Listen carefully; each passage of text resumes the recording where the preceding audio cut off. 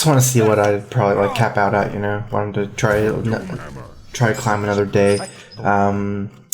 Also, when I played yesterday or 2 days ago, when I played this deck, I actually I forgot to record it, so I don't have any like footage for YouTube for it either. So it's the first time I forgot to click the record button. I feel like this is a bit slow, but okay, we'll see what happens. Feeling better? Yeah, I'm feeling better. I was feeling pretty bad yesterday. What's up, guys? Oh, this is good. Now I turn 1 Mark Keeper, so not slow at all. Gonna go ahead and play a turn 1. Get that mana for the rest of the game. Not Malyogg Druid today. Like I said, I don't have any footage of this deck for YouTube because I forgot to record, so I'm doing another day of this as well as just wanting to see how high I can climb. We have a Nourish turn 5, Starfall turn 5 as well. Let's take the Mark of Nature. So we can have something to do turn 4 if he doesn't rock bite our guy. What do you think the difference in win rate for this deck would be without Yogg? Probably 20% worse. So if it's a 60-40 matchup, it's now a 40-60 matchup. So basically not very good at all. Very bad, actually.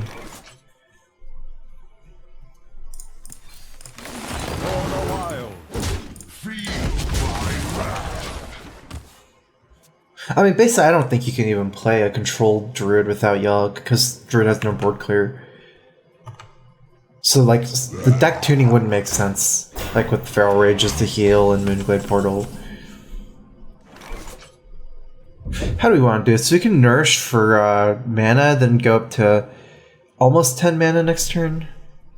If I'm Mark of Nature, I guess I just pump it to attack it and kill it. Then I can go to 8 mana, Nourish for cards, then... Actually, that makes sense. I like that play the best. We actually have cast a lot of spells for Yogg, even without the double wall growth on turn 10. Because we can get 1 more card spell cast, but again, then we're not playing Yogg on turn 10. Hopefully with the Nourish next turn, drawing us 3 cards, that's our turn 8. And then maybe we can have 3 mana to do a Wrath or something. Turn 9, I have 1 more turn before Yogg. So I think I can survive, right? I'm not that in bad shape. Yeah, still drawing here over Gadgets and Moonfire.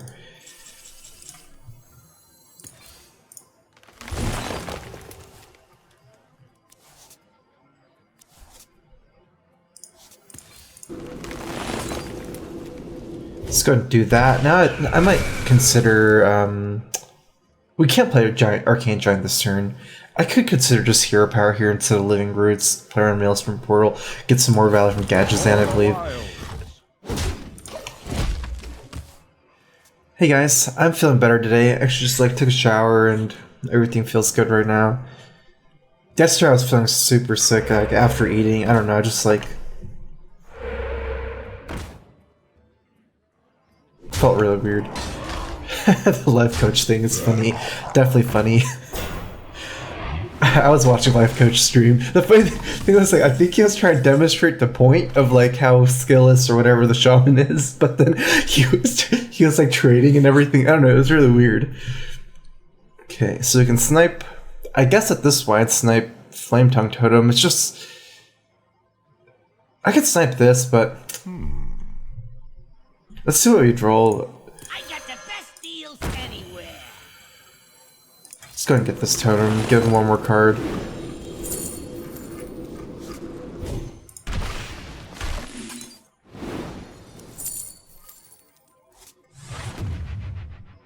Let's go and Ravenattle here instead of 2 mana Arcane Giant. Because even with the 8/8, he can Hex the 8/8 trade here, and we're still having a Yogg next turn. I'd rather just have another spell for Yogg, get another card as well. Maybe if I can discover something cheap. Take the Power of the Wild.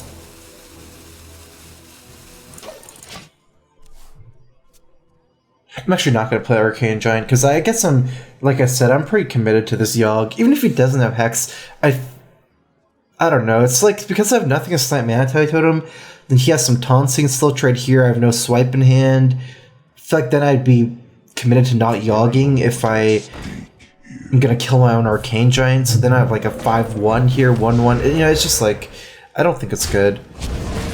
Might as well just commit myself to Yogg next turn, play the Giant after Yogg.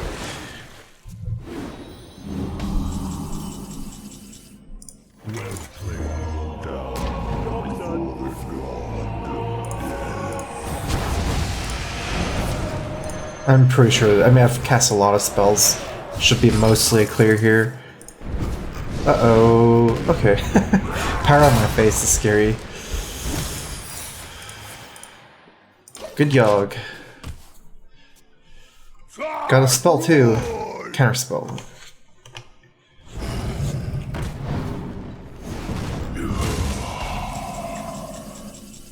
Okay, so I think it's like Moonglade, Portal, Arcane Giant, Mirekeeper. That's pretty weak to AoE. I think we just see what we get first. If we don't want to play Mirekeeper, we can also play Feral Rage this turn.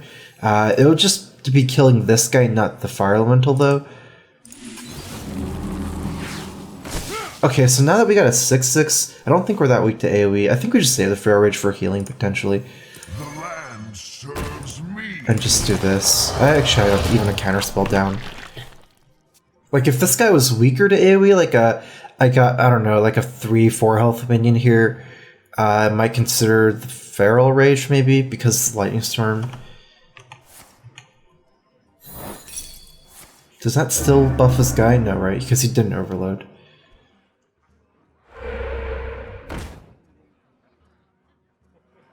I wonder if he's just going face. But I have Feral Rage to punish face. Full trade. He missed 19 damage for this play. But if he has Hex, then I think this is the right play, right? He won't win if... Yeah, it's still a better play. Let's go and draw first. Okay.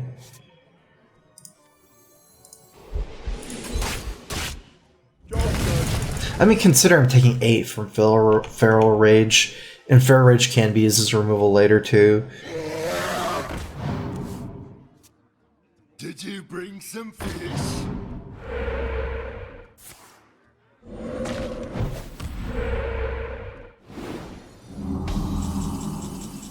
Another free giant. I want to play these 3, well, these 4. Unless I get a swipe. Well played. You win this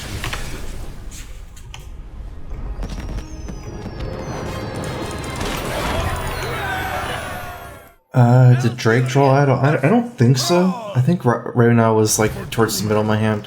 I must protect the wild.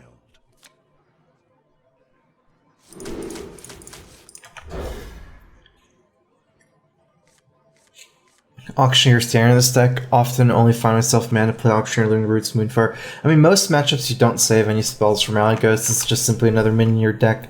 It's only control matchups where you're saving from Malygos. Like, Malygos is just good enough to run as a 4/12, 9 mana with like the random spells sometimes. It's not necessary that you're trying to save everything. Like, this deck runs smooth. It's a fast deck. My greetings.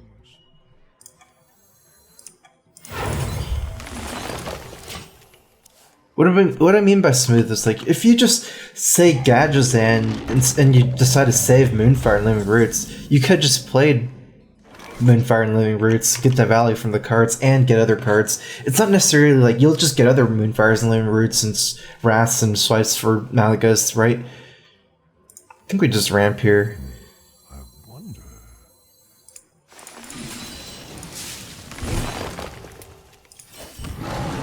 For the wild.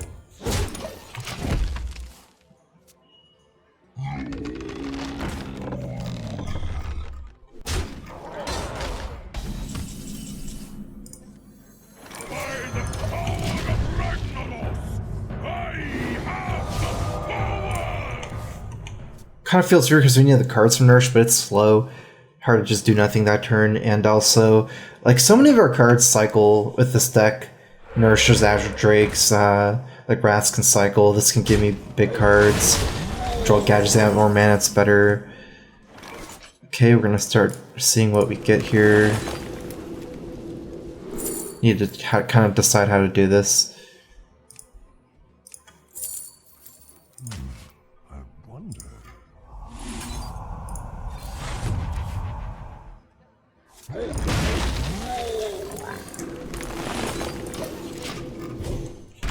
I feel like we'd rather, like, so we have extra mana there, right, with 7.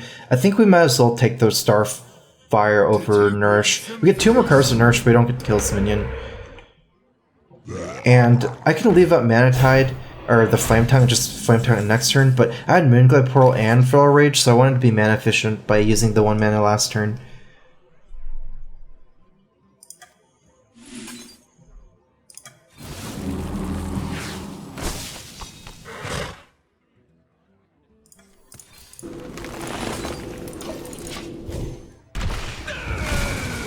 We're just kind of try to Yogg and hopefully refill our hand like that.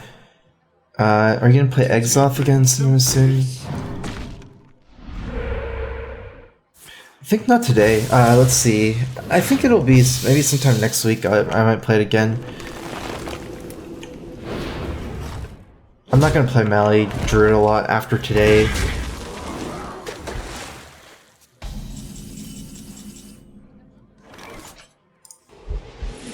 It's worth it to swipe here before turn 10.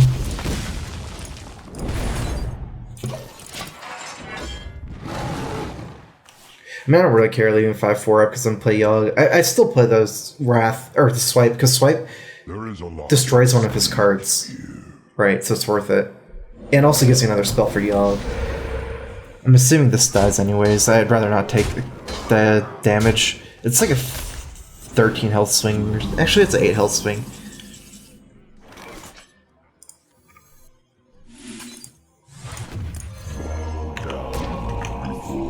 Just go safe here. I guess damage on his face doesn't matter as much as just potentially clearing a minion easier. Uh-oh, that's not good. 0 mana card back in his hand.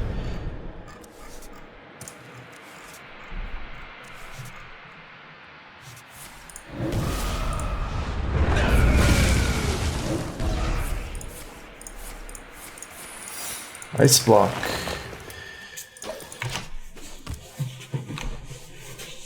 Not obviously not playing excess mana here with Gadgetzan.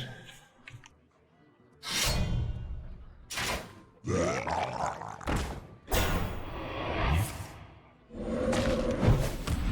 think I'd probably Gadgetzan here over Fandral.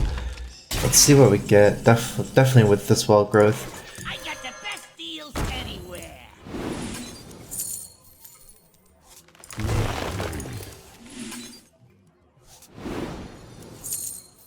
Well played. So this is oh my god.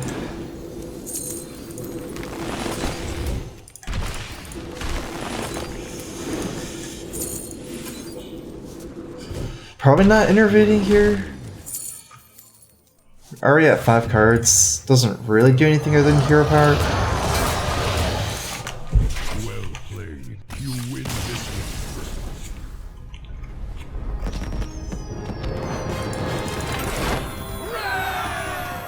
I'm still not sure if it would have ended up better with turn 3 Coin Mire Keeper into his Totem Golem healing totem.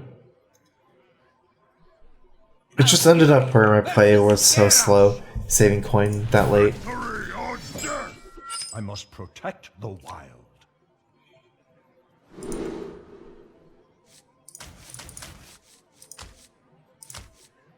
Let's do this. It's not too slow of opening even against the Dragon Warrior, and I have turn 2 Nourish for mana into Drake, turn 3.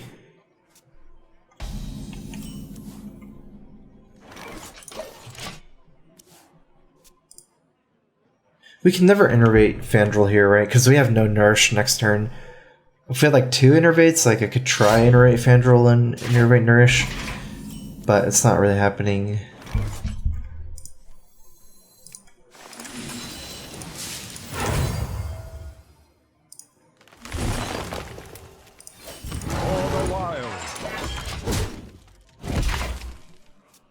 Innervate Mirekeeper is okay, but that only gives me 4 mana next turn. It's still kind of weird. And he has a weapon here, so this gives me 4. Wait, I have a coin, huh? That might have been better, actually. I'm not sure.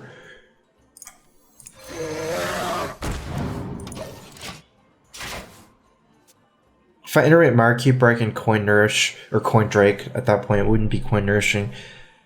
And then save Nourish for draw later. Like, Nourish for draw is better than Mirekeeper for 2/2 Slime, kind of. Like, Slime's not that useful in this deck, whereas the draw is. I'm not sure. Could have been a mistake.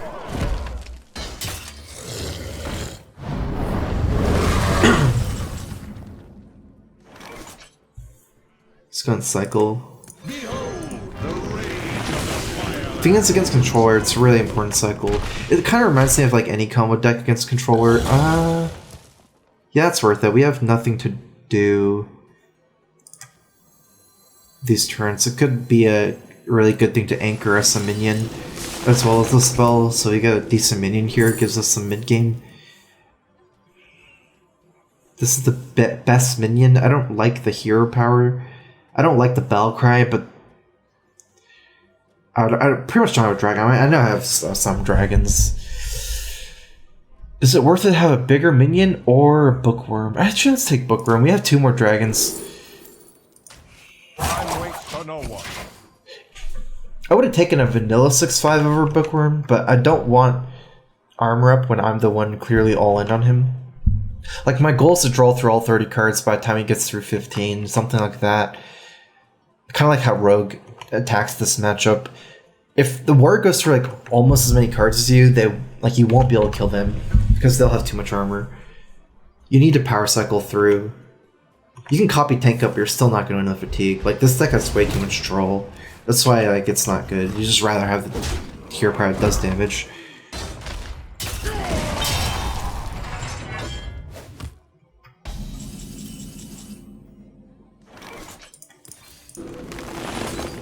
I still like taking spell. Like, I've heard some people say they like minions this matchup, but I think spells are more likely to cycle, and I still don't think that taking minions tries to allow you to outvalue them. You just have to cycle through your whole deck before they get through like too much of theirs. This can create permanent threats, is one reason I like it. The land serves me. For the wild. Otherwise, I can take Savagery and just go Fair Rage Savagery, but I think creating a more permanent threat has more sense.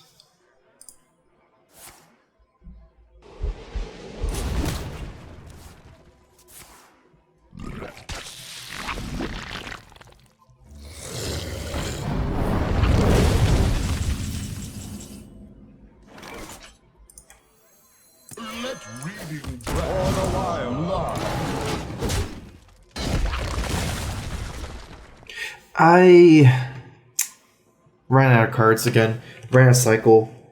That Nourish for mana ended up hurting me a lot. I don't know. I mean, usually it's okay, but it feels like now I'm cycling through my deck too slow. Didn't really get good. Raven Idols. Got like Soul Forest, Mark of Nature. Nothing that cycles, or nothing that generates like a lot of threats. Force Nature is okay sometimes. Generates 3 threats. I wonder. Unless I think I'm getting more than like 7 damage from this Living Roots in the long run, probably it's better stay from Malyogg.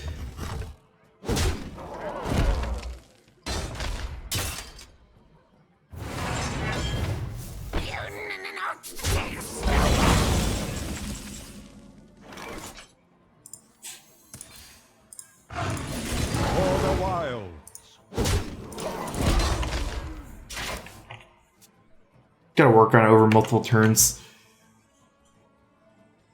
Do you have the artifact? Well, I don't know if that really makes more sense just doing it next turn, but I have wall growth, and this guy doesn't do that much damage, so I can afford to attack it twice.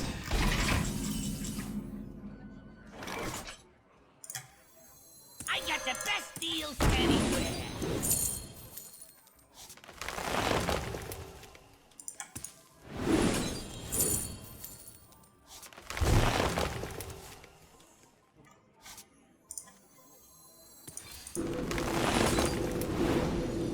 Job's done.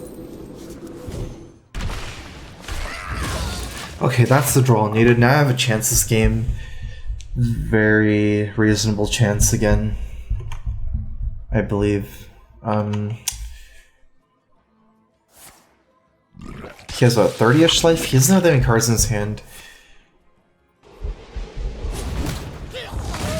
Get 11 spell Yogg here. It's okay. We want to play second wall growth before. Let's get more value from Yogg. I don't know if you even want that many spells from Yogg. It might overdraw us. It's okay. Let's do it. Let's do this.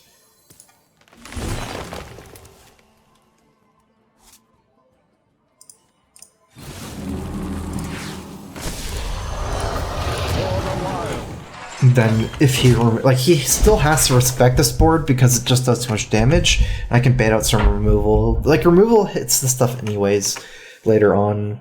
So this is like a zero risk play, I think. Pretty much.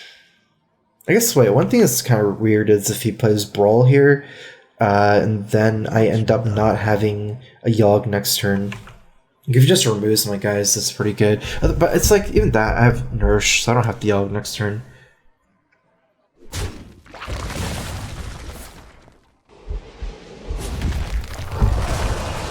It's pretty close, actually. Okay, so this is fine. Just pay out 2 removal spells, and then I can get a bigger Yogg.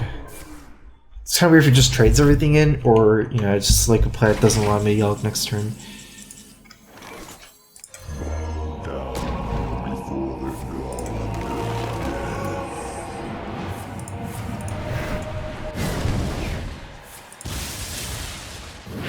Today, I don't have to be a princess.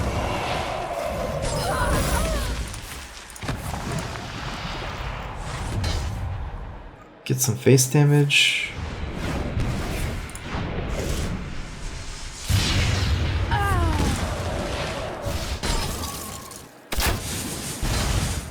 No minions to generate, only 1/1/1. I wouldn't say that's bad though. I guess a cleared board did like 6 damage, drew a card, got a misdirection. Okay, so here I'm not. If he just passes here, I'm not gonna play any other minions for Brawl. Let's take the card draw. 1, 2, 3, 4, 5, 6, 7.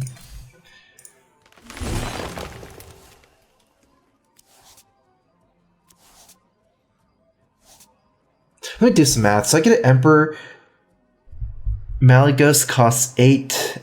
All the cheap stuff is free. Swipe costs 3. So I still can't Mally swipe. I have no more innervates left.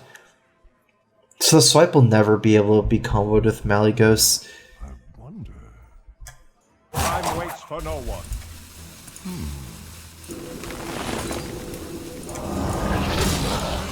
Just get the damage in here. He can't really punch the 5/1. Might be out of Ravaging Ghouls. Probably, I could have Soul Forest this turn, but it's not that mana efficient. There's a hero power. And I have Mire Keeper Soul Forest next turn, which generates the same amount of value even if the board is cleared. And the board might not be cleared.